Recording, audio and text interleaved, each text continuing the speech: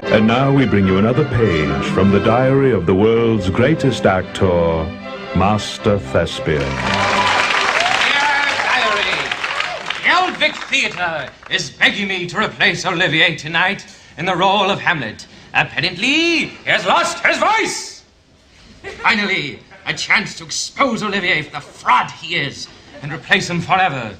But how? How? We'll tell you how. Lots of instability in the job market these days. But you know who's used to not knowing where their next meal is coming from? Actors. It's a tough profession. You get rejected. The hours are unpredictable. You don't know when you're working, when you're not. But I'll let Michael Shore dish the dirt on the industry. He's a working actor in Montreal, and chances are you've seen him on TV at some point. And he joins us with tips for struggling actors. He's also one of the top audition coaches in Canada. Good morning. Welcome. Good morning, Tommy. Thanks for having me on the show. Michael, we tried to get you in last week. The timing didn't work, and it was no big deal on our end, but you felt guilty. You wrote something to my producer that I found very interesting. Let me read it back to you. It says, in life, windows are small. If my agent is calling to tell me Steven Spielberg's in town and wants to meet me at 11:30 and I don't get the message in time, it's my fault, my problem, and generally my lost opportunity. As an actor, especially one trying to make a living out of it, it seems that timing is everything. Opportunities need to be pounced on with tiger-like readiness. Is that true? Well, I think that's definitely true, Tommy. I think that opportunities are limited, and I think that we often have to create our own opportunities. I also think that, you know, as people, we have 50% responsibility in everything that we do. So if I live on call 24/7 and then the phone rings and I don't answer it, then guess what? I slipped. So it's never really anybody else's fault but my own. I try and do the best I can to just stay on top of everything all the time. Now, you've been in this, your family's been in the entertainment business, show business for generations, Yes, fifth sir. consecutive generation to devote your life to the performing arts, one of the top acting teachers, audition coaches in the country. What is it, do you think, that keeps you going? Well, honestly, Tommy, I think it's passion. I don't think that it's the money, that's for sure. Being a working actor, working in the film and television business requires a tremendous amount of personal sacrifice, financial sacrifice. My time is hardly ever my own. So I think that the secret is about being flexible and being available to other people whenever they need you. If someone's listening right now, they're thinking of going into the business. They want to be an actor, or they have a son or a daughter who wants to go into the business. What would you tell them? I would absolutely encourage them. At the same time, I would tell them, look, get professional training if you want to work professionally, and also create opportunities for yourself so that you can support yourself, financially, because you cannot count on acting on a regular basis to support you, to pay your bills, to pay your car payments and your rent. 514-790-0991. You can text the question if you like to 514-800.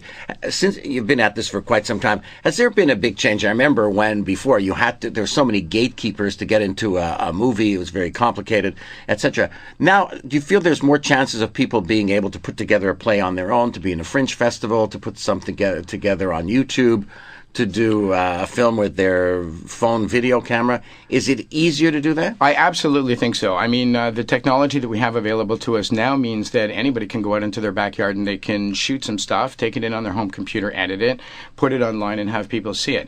It may not be commercially marketable in the same way that, you know, a $100 million Hollywood feature is, but anybody who wants to be creative, there's absolutely nothing stopping them from getting out there and doing something. The definition of act is take action.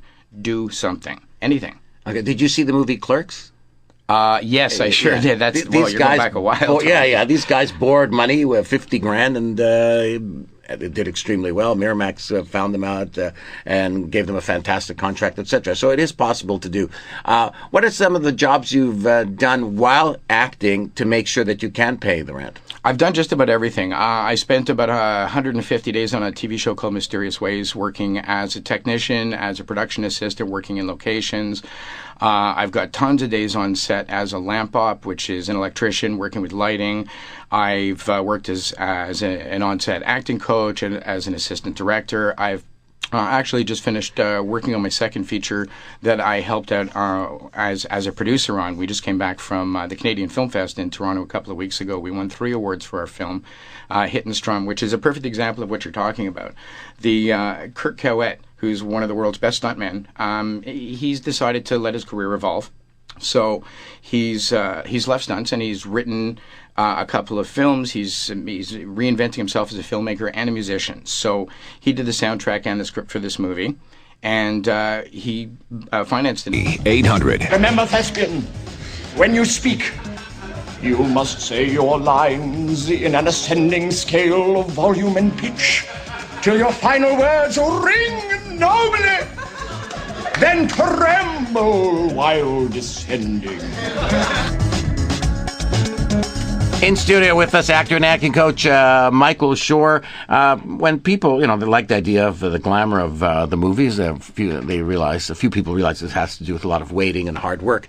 But if somebody has landed an audition for a commercial or for a movie, what are some of the things you've been teaching them how to handle these auditions? Or what are some of the things people do right and some of the things people do wrong? Well, it's funny, Tommy, because I think that most people think that acting is pretty much the same as it was in high school when you got on stage and did a play. And the irony is that when we work for the camera in film and television, it's completely different. We're doing a bunch of shots out of context. We're doing reaction shots. It's not at all the same animal as acting in a play. Now, being a good actor is a prerequisite for auditioning well, but it doesn't mean that you're going to audition well. You have to be very prepared for the audition. And I think that the biggest mistake that most people make is they come in there apologizing for themselves. Right. And they're not having a good time. Their audition isn't necessarily prepared well, and they're not coming in there prepared to hit it out of the park. I mean, our competition when we go into audition for a role, no matter how small it is, right, our competition is world class. Whenever I show up in an audition, I recognize other people at the audition from TV. I'm always going against bigger guys. I went for a Bell commercial a couple of weeks ago. I actually saw one of your colleagues from here at the radio station out auditioning for the same part as I was auditioning for. So, in spite of the fact that... What part was that? For the Bell guy. Oh, yeah. I don't know if I'm supposed to say the repair guy. Yeah. For the repair guy. I'm sure you know who I'm talking about. Yeah. It's a ton of fun. I mean, look, the truth is that acting is something... So tell me how you prepare. How did you prepare for that audition? Well, I mean, a commercial with only a couple of lines, the first thing I do is I memorize my lines, and then I kind of build it like it's a little play. I have a moment before, I have an inciting incident, I have some emotional transformations that happen as new information comes in, or somebody says or does something odd or funny, and at the end of the commercial, there's always some kind of a wrap-up. With the badumch of the end of the commercial. Now, I'll prepare that like I'll prepare a play, and I'll rehearse it 40, 50 times, whereas a lot of other people will come in and they'll just wing it. And I figure you can't wing it when you're competing on that kind of a level. It's like a person with tremendous natural ability to play, let's say, hockey in high school. Right. And you want to grow up and you want to play for the Habs. Well, my recommendation is 1, you get a ton of training. 2, you practice a lot. 3, you practice a whole bunch more. And 4, you practice a whole bunch more. And then when you get out there and you actually get to audition, you play. You throw your plan out the window and you have a great time. You meet people and you connect with people. You want to be likable. You want to be easy to work with. Our days on set are very long. Often they're 15 or 20 hours long. So your ability to perform the scene is only one part of what makes you bookable for the job. So in the audition... And you have to know all the people who are doing the casting directors, right? Call them, but don't call them too often, right? Well, actually, I don't call the casting directors themselves. I deal with my agent. I'm in constant relationship with my agent, and I let my agent do that job and try and get me the job interviews. Every audition is a job interview. And as actors, we go from contract to contract. More often than not, our jobs are only a day or so long. So for an audition like that, and there's 2 or 3 lines, you're playing a banker, a repairman, whatever. You by the time you get there, you know that line completely. You've practiced this, you said, 50 times. Oh, backwards, forwards, inside and out. I mean, if it's only 2 or 3 lines, I've probably gone way beyond 50 times. 50 times, if I'm running a scene that's only 30 seconds or a minute long, that's only 15 or 20 minutes of practice. I'm putting in 2 or 3 hours of practice on everything. And who do you look at? Pardon me? Who do you look at? Do you look on the side? Do you look at the person you're doing the audition with? Well, when you're auditioning, normally, if you're doing a spokesman role or something like that, you'll look directly into the camera. But the rest of the time, you're looking at a reader who's next to the camera, or you're looking at a card which has the lines written out, which is next to the camera. They want it to appear that you're being interviewed by a person and you're talking to a good friend. So rather than pitching or performing, the idea of film and television acting is it should sound truthful. And make it as conversational as possible, right? Absolutely. That's just like radio. We're going to continue our discussion with actor and acting coach... Michael Shore is my guest. To reach him, best way, check out, you can check him out at Michael Gordin Shore on YouTube. His email address, getcast@hotmail.com. That's getcast@hotmail.com. Or like I said, on YouTube, Michael Gordin Shore. Let's go to the phones. We've got Katrina who's got a question. Katrina, good morning. Good morning. Yes, I'd like to ask your guest, please, could he explain the difference between method acting and regular acting? That's a great question. I mean, method acting is one style, it's one approach of acting. It's Stanislavski from about 100 years ago. In a nutshell, what method acting says is that if you're going to have to do something when you're performing it, the best way to prepare for it is to actually do the thing. So if you are going to be drinking orange juice and you want to be making the face and actually really sensing it and experiencing it, even though what you're drinking is water, you prepare by drinking orange juice and kind of memorizing the way your face and your tongue feels. And trying to reproduce that. What if you're playing a murderer? Well, here's the problem with that, Tommy. If I'm playing a serial killer, I can't prepare for that role by going out and doing those kinds of things. So I look at it like the right tool for the right situation. So different styles of acting training have given me different things that I can pull out of.